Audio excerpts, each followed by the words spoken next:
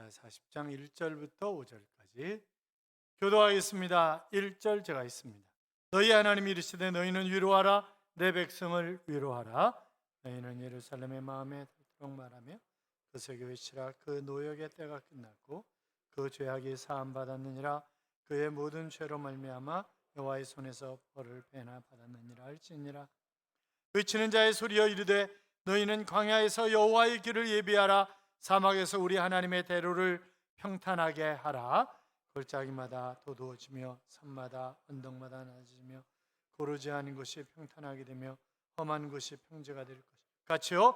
여호와의 영광이 나타나고 모든 육체가 그것을 함께 보리라. 이는 여호와의 입이 말씀하셨느니라. 아멘. 같이 인사하겠습니다. 주의 이름으로 잘 될 것입니다. 더 잘 될 것입니다. 끝없이 잘 될 것입니다. 아멘. 예배의 자리에 함께 하신 여러분, 하나님이 여러분과 동행하심으로 이 한 주간도 잘 되는 행복한 한 주간의 삶이 될 줄로 믿습니다. 미국의 심리학자인 메슬로우가 인간의 욕구를 5가지로 설명한 것을 우리는 잘 알고 있습니다. 식욕이라든지 성욕이라든지 수면욕이라든지 이런 생리적인 욕구가 충족이 되면 그 다음에 위험으로부터 자신을 지키려고 하는 그런 안전 욕구를 추구하게 되고, 그 다음에는 소속감, 인정 욕구를 충족하게 되며 마지막으로 자기 실현이라고 하는 인간 최고의 경지를 추구하게 된다라고 하는 그런 이론인데, 그렇잖아요. 우리가 어느 정도 기본적인 욕구가 충족이 되면 그 다음에 서로 인정을 받으려고 애를 씁니다. 아니, 부모는 자녀에게 인정받으려고 해요. 학생은 선생님에게. 마찬가지죠. 최고로 우리가 인정받는 것은 누구에게? 하나님에게. 하나님께 인정받으려. 여러분, 마음의 문을 열고 서로 인정하고 사랑하고 그럴 때 우리가 화목한 그런 삶을 살아갈 수가 있습니다. 자, 같이 따라해요. 당신 최고예요. 당신이 있어서 행복합니다. 당신이 자랑스럽습니다. 아니, 나 쳐다보지 마요. 옆에 사람 쳐다보고요. 다시. 장로님 짱이에요. 권사님 어쩌면 이렇게 이뻐? 집사님 너무 멋있어요. 억지로 하는 것 같아요. 억지로. 여러분, 우리가 칭찬하고 인정하고 높여주고 그렇게 하면서 함께 어우러져 살아가는 것입니다. 자, 이스라엘 백성들이 하나님을 떠나 우상 숭배하고 죄악의 삶을 사는 것 때문에 결국 그들은 히스기야에게 이미 예언한 것처럼 멸망을 당했습니다. 그리고 포로로 끌려가는 것입니다. 1차, 2차, 3차에 거쳐서 포로로 끌려갑니다. 역사가의 증언들에 의하면 나중에는 시로라기 하나 거치지 않은 채 맨몸으로 끌려갔다고 하는 그런 기록들이 여러 군데 등장하는 것도 우리가 볼 수 있습니다. 자, 그런데 이제 포로 생활에 지친 이스라엘 백성들에게 내 백성을 위로하라. 노역의 때가 끝났다. 그렇게 말씀을 하시는 것입니다. 여러분, 노역이라고 하는 말은 노예나 전쟁 포로로 어쩔 수 없이 하는 그런 일을 우리가 노역이라고 얘기하잖아요. 그런데 이 노역을 세번역 성경이라든지 쉬운 성경이라든지 이런 성경에서는 복역이라고 하는 단어로 번역을 했습니다. 자, 복역 기간, 그러면 우리가 쉽게 생각할 수 있는 것이 군대, 그렇게 생각할 수 있잖아요.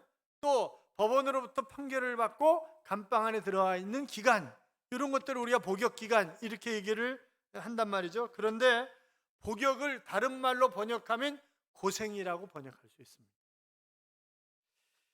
그 감옥에 아무리 시설이 좋고 TV가 있고 먹을 것이 잘 나온다 할지라도 감옥 가고 싶은 사람은 아무도 없어요. 그렇잖아요. 또 요새 젊은이들이 군대를 가면 어른들이 그렇게 얘기를 합니다. 야, 요즘 군대가 군대냐, 뭐 먹을 것 휴가 잘 나오지, 뭐 봉급도 왕창 주지, 야, 기간도 짧잖아, 너무 좋아졌더라. 그런 얘기 하지 마세요. 애들 승질나요. 응? 그렇잖아요. 힘들기는 마찬가지란 말이죠. 장비가 좋아지고 식단이 바뀌었을 뿐이지 몸과 마음으로 느끼는 고생은 똑같은 고생이기 때문에 들어가는 순간부터 저녁할 날을 세기 시작하는 것입니다. 그렇잖아요. 자, 오늘 본문의 말씀에 노역의 때, 고생의 때, 복역의 기간, 이것이 끝났다 그렇게 말씀하고 있어요. 그 얘기는 뭐예요? 이제 고국으로 돌아갈 것이다 라고 하는 그런 이야기입니다. 고난의 시간에 고통이 끝났다는 것만큼 그들에게 위로가 되는 이야기가 또 어디 있겠습니까? 그러나 그들은 그 말을 믿을 수가 없습니다. 과연 그 말대로 실현될까? 왜냐하면 너무나 오랜 동안 포로 생활을, 지금 몇 년이에요? 70년 포로 생활을 하는 거예요.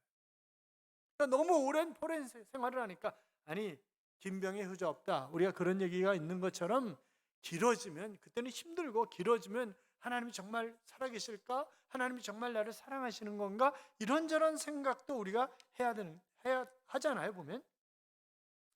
그런데 8절에 보시면 풀은 마르고 꽃은 시드나 우리 하나님의 말씀은 영원히 서리라 하라. 이 말씀은 하나님의 말씀, 하나님의 약속은 반드시 실현된다라고 하는 그런 의미의 말씀이죠. 사랑하는 여러분, 하나님은 시건치 아니하시는 하나님이신 줄로 믿습니다. 그렇잖아요. 그러니까 우리가 그 하나님께서 우리를 위로하실 때 아멘 감사합니다. 우리가 때때로 기도하고 찬송하고 말씀을 듣고 이러는 가운데 하나님의 위로를 느낄 수가 있잖아요. 응답하시는 것도 우리가 여러 번 체험을 하잖아요. 어떤 아이가 하도 말썽을 부리는 거예요. 하루도 온전하게 집에 들어오는 날이 없는 거예요. 어디가 터져든지 어디가 깨지든지 아니면 누구를 패가지고 병원에 입원시키든지 파출소에서 오라 그러든지 하여튼 온갖 말썽을 다 부리는 거예요. 그러니까 애가 들어오기만 하면 엄마가 하는 첫 번째 마디가 뭐냐? 또 싸웠냐? 이렇게 또 싸웠냐? 그러는 거예요. 하도 애가 말을 안 들으고 말썽을 부리니까 목사님한테 와서 상담을 하는 거예요. 그랬더니 목사님이 하는 얘기가, 제가 볼 때는 애한테 문제가 없습니다. 집사님한테 문제가 있는 거예요. 어머니가 생각을 바꾸지 않으면 애가 절대 바뀌지 않습니다. 문제아는 없고 문제 어머니만 있는 겁니다. 기분 나빴지만 깊이 새이고 돌아와서 다시 한번 생각하고 기도하고 회개하고 뉘우치고 내가 애한테 잘해야 되겠다 하는 그런 생각을 가졌습니다. 애가 들어옵니다. 또 싸웠냐? 이런 소리가 나오려고 그러는데 꼭 참고, 얼마나 아프냐? 너 그거 상처가 길게 가겠는데 엄마가 약 발라줄게, 일로 와봐. 그랬더니 애가 정색을 하면서 그렇게, 엄마 나 오늘 싸운 거 아니야, 넘어졌어. 그렇게 얘기를 하면서 애가 바뀌어가더라는 거예요. 여러분, 우리가 옷을 벗게 만드는 것은 다른 것이 아니라 따뜻한 햇볕이 옷을 벗게 하는 것처럼 우리의 따뜻한 말 한마디, 위로, 격려, 사랑, 이런 것들이 사람을 변화시키는 것이지 억압한다고 해서. 그런데 우리가 가만히 보면요, 자기 자식을 알아요, 몰라요? 너무 몰라. 자기 부인, 자기 남편을 제대로 알아요, 몰라요? 알아요, 몰라요? 대답하기 곤란해요. 전혀 몰라요. 오죽하면 베드로전서 3장 7절에 보면 자기 아내를 제대로 알지 못하고 제대로 도와주지 않으면 하나님이 나 너 몰라, 이렇게까지 내 기도 안 들어, 그 얘기는 하나님 나 너 몰라, 그런 얘기잖아요. 우리가 몰라요, 잘. 해밍웨이의 단편 모음 집중에 이런 말이 있습니다. 어떤 스페인의 엄한 아버지가 있었는데, 그러니까 우리나라 대바리 아빠 아세요? 옛날에 대바리 아빠. 아주 이 아버지가 보통 이제 웃기는 아버지가 아닌 거죠. 그러니까 애가 너무 힘든 거예요. 나중에 견디다 못해 가출을 해가지고 나들이 들어가서 거기서 보내는 거예요. 근데 아버지가 괴로운 거죠. 내가 자식한테 좀 잘해줄 걸, 내가 잘한 게 뭐 있다고 이러면서 이런저런 생각이 드는 거죠. 그래가지고 안 되겠다. 그래가지고 신문에 광고를 냈습니다. 피코, 내가 너를 다 용서했다. 내가 너를 사랑한다. 화요일 날 12시에 호텔, 무슨 호텔이더라? 하여튼 그 호텔, 몬타나 호텔 정문에서 만나자. 이제 그렇게 광고를 조그맣게 낸 거예요. 그리고 화요일 날 정오에 가보니까 파코가 800명이 모여 있더랍니다. 그러니까 파코라고 하는 이름을 가진 사람이 굉장히 많은 거예요. 옛날에 우리 그 책에 철수, 영희 이런 이름이 우리나라 이름이 많은 이름 가운데 하나잖아요. 제 이름은 좀 힘든가 봐요. 충국이. 그래가지고 저희 장모님은 맨날 중국 이러고 이러셨는데, 네. 그러니까 우리가 보면 용서하고 용서받아야 할 사람이 너무나 많다는 거죠. 여러분, 하나님은 유다 백성을 용서하셨을 뿐만이 아니라 우리를 용서하시기 위해서 예수 그리스도를 이 땅에 보내시고 십자가에 죽게까지 하신 그런 하나님이십니다. 그 하나님께서 지금 유다의 백성들에게 내 죄를 사했다, 복역은 끝났다, 이제 은혜의 때가 온다, 이렇게 선언하고 계시는 것입니다.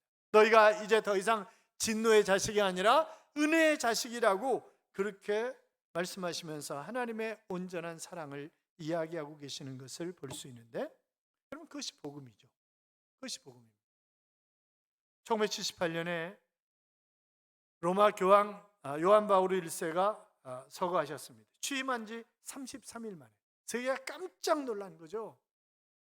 그런데 장례 절차를 준비하는 과정에서 교황이 짧은 그 임기 동안에, 특별히 임종 직전에 남긴 일기문이 공개가 됐습니다.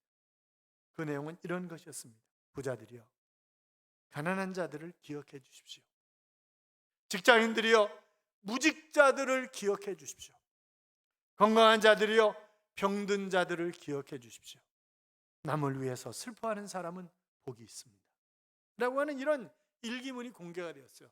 제일 깜짝 놀란 것이, 충격을 받은 것이 노벨 평화상 위원회였다고 합니다. 그들은 중동 평화를 위해서 애를 쓴 카터 대통령에게 노벨 평화상을 주려고 준비를 했는데, 그 일기문을 듣고 야, 이건 아닌 것 같다, 이래가지고 인도의 빈민굴에서 한평생을 바친 테레사 수녀에게 평화상을 주기로 마음을 바꾼 것입니다. 테레사 수녀가 이런 얘기를 했죠. 가장 큰 질병은 결핵이나 문둥병이 아닙니다. 아무도 돌아보지 않고, 아무도 위로하지 않고, 아무도 사랑하지 않고, 아무도 필요로 하지 않는 것, 이것이 가장 무서운 질병입니다. 세상에는 빵이 없어서 죽어가는 사람보다 자그마한 사랑이 없어서 죽어가는 사람들이 훨씬 더 많습니다. 그런 이야기를 했습니다. 여러분, 우리는 탕자의 비유를 잘 알고 있습니다. 포로 자식이죠. 아버지한테 먼저 재산을 미리 분배해달라고. 옛날 중동에는 맞아 죽을 일이었습니다. 그런데 아버지가 다 분배해 주는 거예요. 그러니까 그거 가져가가지고 온갖 짓을 다 하면서 금세 날아가는 거죠. 여러분, 모으기는 힘들어도요, 없어지는 건 순식간이에요. 금세 다 날아가는 거예요. 돼지우리에서 쥐염염래를 먹으면서 아버지 집을 생각합니다. 아버지 집에는 품꾼들도 먹을 것이 풍족한데, 그러면서 아버지의 넓은 마음, 아버지의 사랑, 그런 것을 기억하고 다시 집으로 돌아옵니다. 그러면서 제가 자식이 아니라 워낙 잘못했으니까 품꾼에 하나라도 써주시면, 무슨 얘기야, 너는 내 아들이야, 죽었다가 살은, 잃어버렸다가 찾은 그런 아들이야, 자 송아지를 잡고 잔치를 벌이자고. 그것이 바로 아버지의 마음이에요. 그것이 하나님의 마음이에요. 아들이 체면이 없죠. 체면이 있을 수가 없죠. 그런데 뻔뻔하게 잔치상을 받습니다. 형이 시기하고 질투한다는 거 너무나 잘 알고 있음에도 불구하고 그 집안의 진짜 탕자는 누구예요? 형이에요. 형이 진짜 탕자.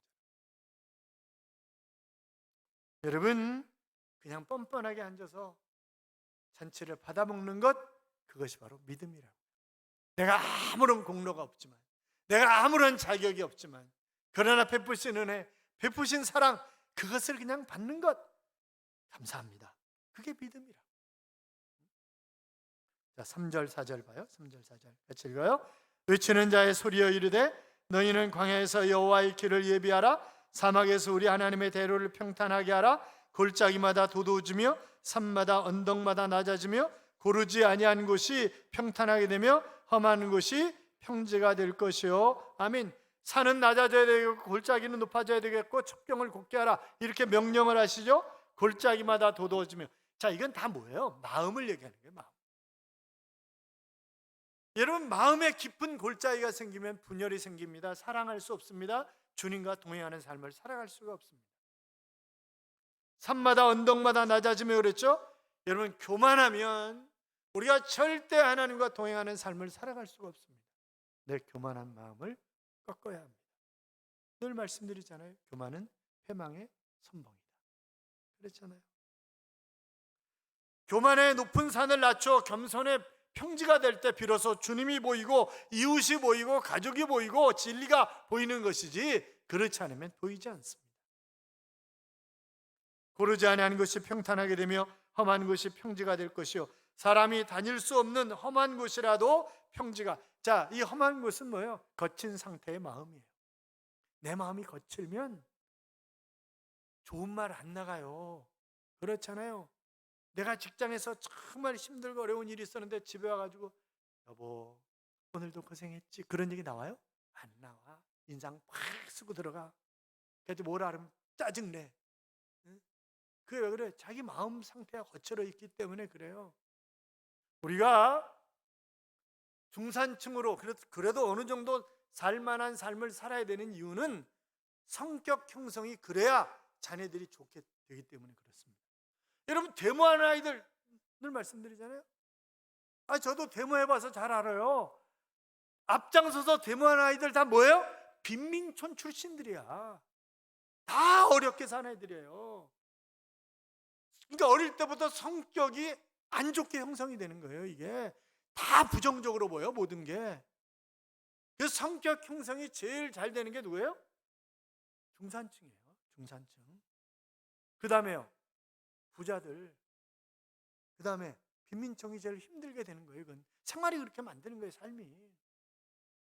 그러니까 부유한 층에서 데모 주동자가 나오면 그 뉴스에 나오는 거잖아요, 그게. 응?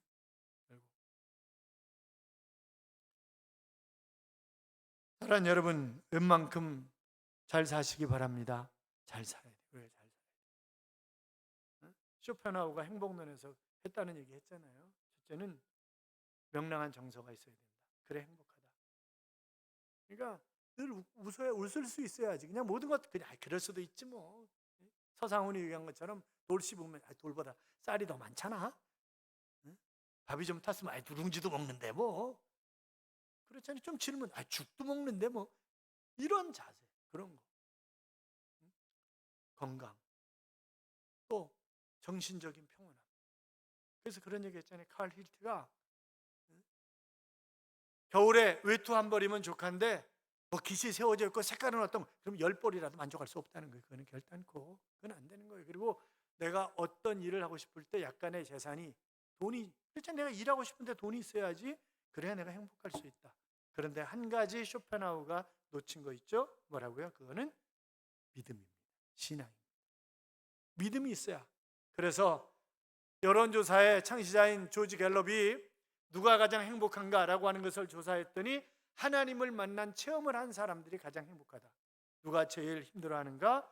행복을 찾아 숙집에 들어간, 그래서 밤새도록 퍼맞은 사람들이 제일 불행하다. 그 조사 통계에 나와 있는 거예요. 사랑하는 여러분, 하나님은 나를 사랑하시는 하나님이십니다. 그분은 나와 동행하시기를 원하시고 나에게 어떤 것이든지 해주고 싶어서 어쩔 줄 몰라 하시는 하나님. 그렇잖아요. 2차 세계대전 후에 유대인들이 6월절에 부르는 노래가 있습니다. 아니마민이라고 하는 그런 노래인데, 이것은 나는 믿는다라고 하는 그런 뜻이에요. 이 노래가 작곡된 곳은 놀랍게도 바로 나치 학살 현장에 있던 아이슈비츠 수용소였습니다. 이 곡을 만든 사람은 그곳에 감금되어 있던 유태인입니다. 노래는 이렇게 시작됩니다. 우리가 구세주가 오시리라는 것을 믿습니다. 그러나 조금 늦게 오십니다. 나는 믿습니다. 나는 믿습니다. 영원한 평화의 그날이 땅 위에 오리라. 나는 믿습니다. 그때가 다가오고 있으며 더딜지라도 오리라. 나는 믿습니다. 그러니까 이 유대인들이 그 노래를 부르면서 아이슈비츠 수용소에서 희망을 가지고 주님이 오실 날을 기다리면서, 아니 자유함을 얻을 날을 기다리면서 그들이 그것을 이겨내는 거예요. 여러분, 희망이 있으면, 소망이 있으면 지금 고난을 이겨낼 수 있어요. 얼마든지. 그렇잖아요. 하나님이 로마서 15장 13절에 보시면 소망의 하나님이라고 하셨습니다. 오늘 여호와의 길을 예비하라, 하나님의 대로를 평탄하게 하라 라고 하는 말은 이제 곧 모든 것이 다 끝나고 너희가 돌아갈 날이. 그래서 바벨론 포로 70년 만에 그들이 1차, 2차, 3차에 걸쳐서 포로로 잡혀왔던 것처럼 1차, 2차, 3차에 걸쳐서 다시 돌아오게 되잖아요. 좁은 의미에서, 바로 눈앞의 의미에서는 그런 의미지만 긴 안목에서는 700년 후에 진짜 자유를 주실 메시아가 오신다고 하는 그런 이야기를 지금 하고 있는 것입니다. 5절에 보시면 여호와의 영광이 나타나고 모든 육체가 그것을 함께 보리라 그러는데, 이 여호와의 영광은 하나님의 계획을 의미하는 것입니다. 하나님의 뜻이 이루어진다는 거예요. 유다의 백성들이 바벨론 포로로 잡혀간 것도 하나님의 뜻이 있는 것이고, 그들이 돌아오게 하시는 것, 그것도 하나님의 계획 안에 들어있는 그런 이야기라고 하는 것입니다. 사랑하는 성도 여러분, 하나님께서 우리를 사랑하시기 때문에 때때로 고난과 역경을 허락하시지만, 그러나 다시 회복시키시는 하나님이시고 위로하시는 하나님이시고 우리를 끝까지 사랑하시는 그런 하나님이십니다. 그래서 우리가 우리의 마음의 골짜기를 돋우고 높은 산을 낮추고 험한 곳을 평지로 만들어서 바로 주님과 더불어 동행하며 살며 다시 오시는 그 주님을 기쁨으로 맞이할 수 있는 그런 복된 하나님의 자녀들이 우리 모두가 될 수 있기를 주님의 이름으로 축원합니다. 이런 찬양이 있습니다. 주의 은혜라라고 하는 찬양인데, 내 평생 살아온 길 뒤돌아보니 짧은 내 인생길 오직 주의 은혜라. 내 평생 살아온 길 주의 은혜라. 다함이 없는 사랑 달려갈 길 모두 마친 후 주 얼굴 볼 때 나는 공로 전혀 없도다. 오직 주의 은혜라. 지금까지 지내온 것 주의 은혜라. 주의 은혜라. 한이 없는 주의 사랑 어찌 이루리. 그런 찬양입니다. 여러분, 되돌아보면 우리는 하나님의 은혜 속에 살아왔고 앞으로의 삶도 하나님의 은혜로 살아갈 것입니다. 그분은 우리의 아버지십니다. 좋으신 아버지입니다. 그분이 일평생 우리와 동행하셔서 나는 하나님의 은혜로 말미암아 여기까지 살아왔다고 고백하며 하나님을 찬양하는 삶이 되시기를 주님의 이름으로 축복합니다.